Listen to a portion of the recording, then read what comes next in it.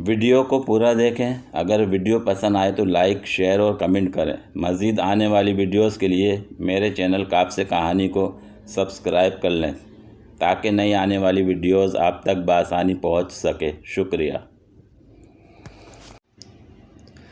किसी ने एक बुज़ुर्ग से पूछा, आपने ज़िंदगी भर शादी क्यों नहीं की? उन्होंने बताया, ये मेरी जवानी की बात है। मैं एक शादी में गया हुआ था।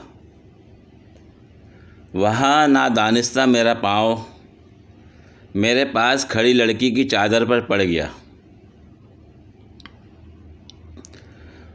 वो सांप की तरह सिसकारी मारकर एकदम पलटी और शेर की तरह धाड़ी, ब्लडी बेल, अंधे हो क्या? मैं गड़बड़ाकर माफ़ी मांगने लगा।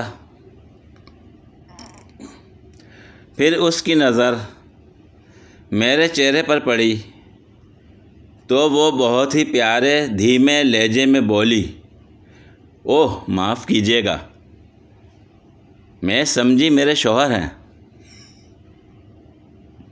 बस जनाब, उस दिन के बाद से पूरी वीडियो देखने के लिए शुक्रिया। अगर वीडियो पसंद आई हो तो लाइक और शेयर करें, कमेंट में अपनी राय का इजहार करें। मज़ीद वीडियोस के लिए मेरे चैनल को सब्सक्राइब करें।